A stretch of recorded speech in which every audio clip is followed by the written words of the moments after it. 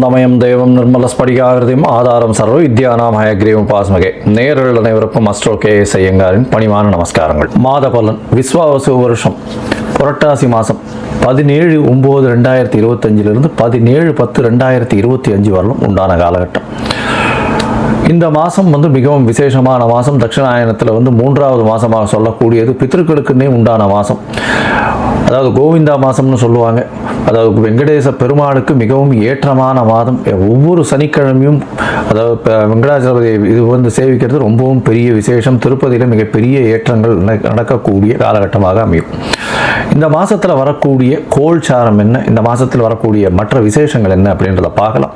இந்த மாதத்தில் கோல்சாரம்னு பார்த்தோம்னா காலபுருஷ தத்துவத்தின் 3வது ராசி அப்படின்னு சொல்லக்கூடிய மிதுனத்தில் குரு, சிம்மத்தில் 5வது ராசியான சிம்மத்தில் சுக்கிரனும் கேதுவும், 6வது ராசியான கன்னியில் புதனும் சூரியனும், 7வது ராசியில் செவ்வாய் அதாவது துலாத்தில், கும்பத்தில் சனி வக்ரம் இருக்கார், ராகுவும் இருக்கார்.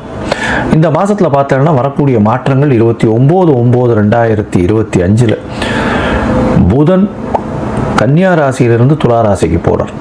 8/10/2025 அப்போ வாக்கிய பஞ்சாங்கம் பிரகாரம் புனர்பூசம் 3ஆம் பாதத்திலிருந்து குரு 4ஆம் பாதத்துக்கு கடக ராசியில் போய் அதிசாரமாகி உச்சம் பெறுறார். இந்த குருவினுடைய அதிசாரம் தனியாக வீடியோ போடுறேன், அதை பாருங்க. ஒரு ராசிக்கும் எப்படி இருக்கும்ன்றது தனியாக போடுறேன். ஏன்னா இது வருஷ கிரகம். கிட்டத்தட்ட ஒரு 4 மாதத்துக்கு மேலே 4-5 மாதத்துக்கு மேலே குரு அங்கே இருக்க போகிறார். ஏன்னா வக்கரகதியும் அடைகிறார். ஒரு 2 மாதம் கழித்து வக்கரகதி அடைகிறார். அதுக்கப்புறம் மிதுனத்துக்கு போகிறார். மிதுனத்தில் வக்கரகதியிலேருந்து திரும்பியும் அவர் இதுவாகி பிப்ரவரி வரணும். இந்த வக்கரகதியிலேருந்து வக்கர நிவர்த்தி பிப்ரவரி மார்ச்சில் தான் வரும்.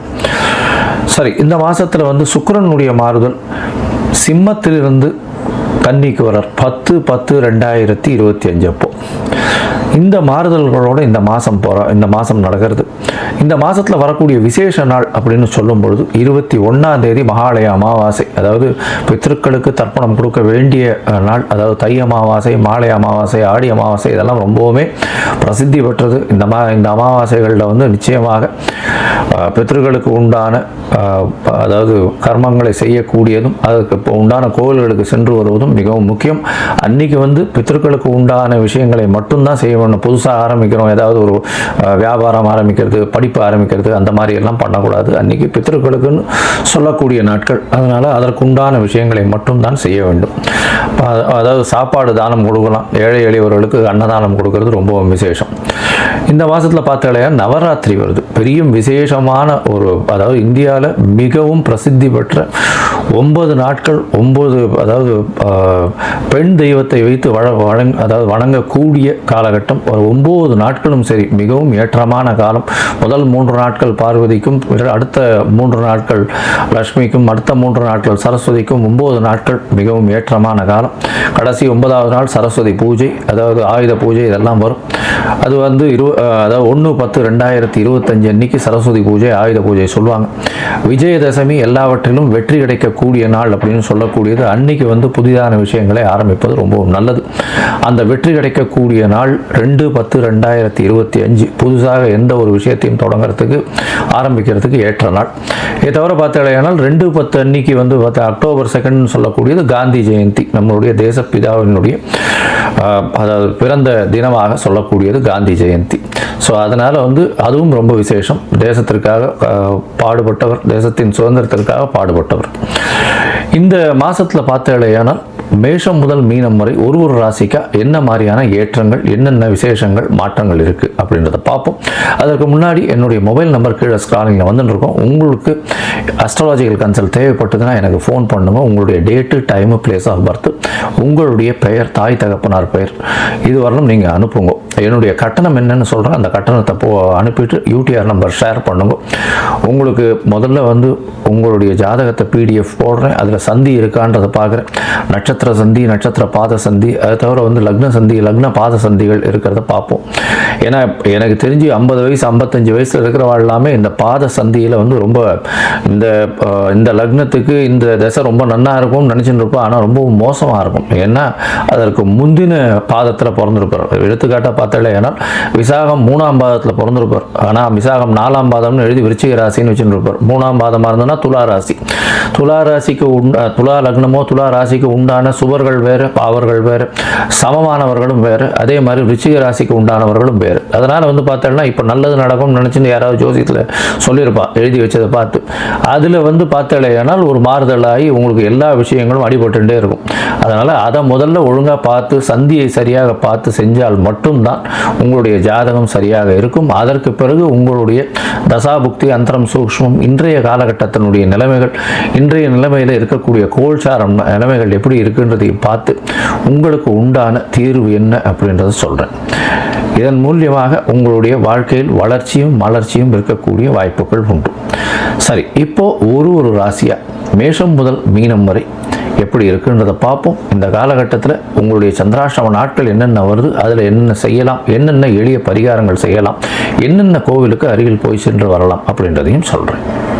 இப்போ மேஷம் முதல் மீனம் வரை புரட்டாசி மாதம் விஸ்வாவசு வருஷம் பார்க்கலாம். ரிஷபம், கிருத்திகை, ரோகிணி, மிருகசீரிஷம் இந்த 3 நட்சத்திரம் 9 பாதங்களை கொண்ட ராசி. ராசியின் அதிபதினு சொல்லக்கூடியவர் சுக்கிரன்.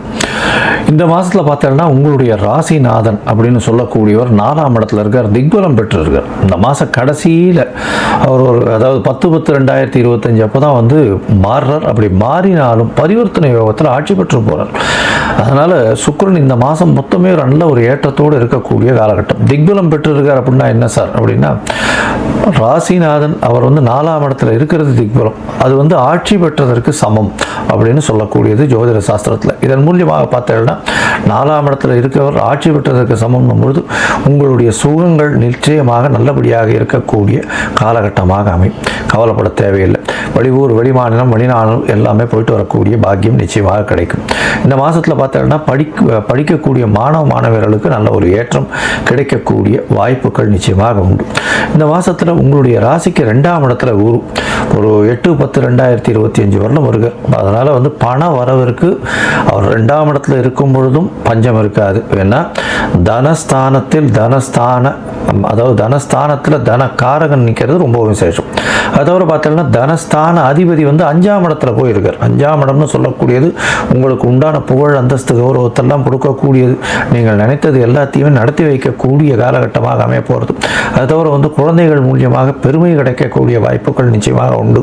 இந்த மாதத்தில் உங்களுடைய ராசிக்கு பார்த்தாலேயானால் 2ஆம் இடத்துல குரு இருக்கிறதும் அவர் 3ஆம் இடத்துக்கு 8/10 அன்னைக்கு போகும்பொழுதும் நல்ல ஒரு ஏற்றத்தை கொடுக்கக்கூடிய காலகட்டமாக அமைய போகிறது.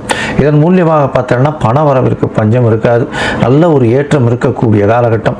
வெளிநாடு, வெளியூர் தொடர்புகள் ஏற்படக்கூடிய பாக்கியம் நிச்சயமாக உண்டு. தொழிலில் அபரிமிதமான முன்னேற்றம் இருக்கக்கூடிய வாய்ப்பும், தொழில் மூலியமாக திடீர் பணவரவு அதிகமாக வரக்கூடிய வாய்ப்புகளும் இருக்கும். மொத்தத்தில் பார்க்கும்பொழுது இந்த மாதத்தில் அதாவது பொதுவாகவே இந்த மாச கிரகங்கள் அப்படின்னு சொல்லக்கூடிய சூரியன், செவ்வாய், புதன் மற்றும் சுக்கிரனுடைய மாற்றங்களை வச்சு சொல்லுவோம்.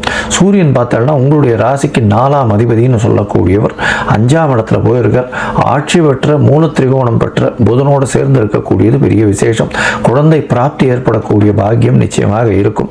கல்யாணம் ரொம்ப நாளாக குழந்தை பிராப்தி இல்லாதவர்களுக்கு இந்த காலகட்டத்தில் குழந்தை நிச்சயமாக பிறக்கக்கூடிய வாய்ப்புகள் நிச்சயமாக உண்டு. அதனால் கவலைப்பட தேவையில்லை. அதை தவிர பார்த்தீங்கன்னா உங்களுடைய குழந்தைகள் மூலியமாக நல்ல ஒரு ஏற்றம் கிடைக்கும்.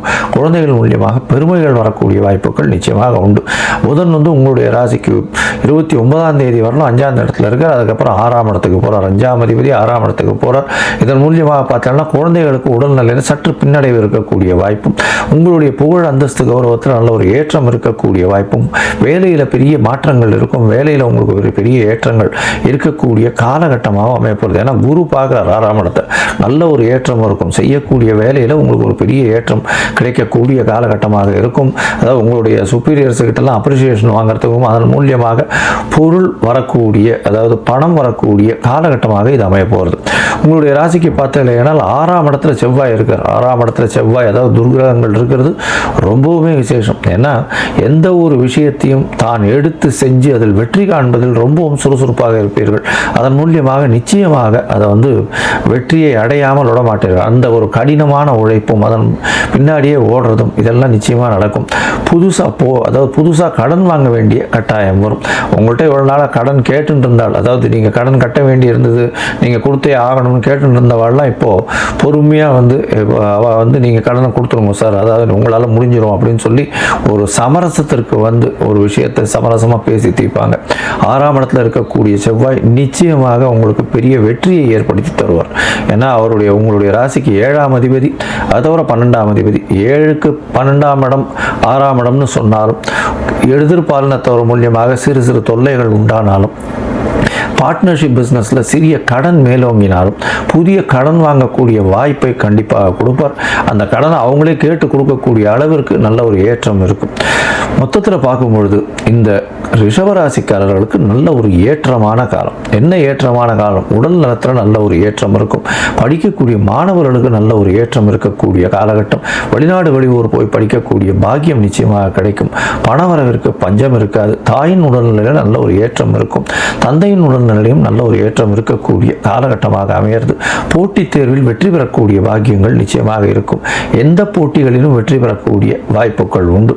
அது தவிர பார்த்தாலேனா உங்களுடைய ராசிக்கு 3ஆம் இடத்துல குரு போகும்பொழுது, அதாவது 8/10/2025 அப்புறம் பார்த்தாலேனா உங்களுக்கு பெரிய மாற்றங்கள் வரும். ஏன்னா வெளிநாடு வெளியூர் ஷார்ட் ட்ரிப் போயிட்டு வரக்கூடிய பாக்கியமும், தொழிலில் பெரிய ஏற்றமும், தந்தையின் உடல்நிலையில் நல்ல ஒரு ஏற்றம் இருக்கக்கூடிய காலகட்டமாக அமையும்.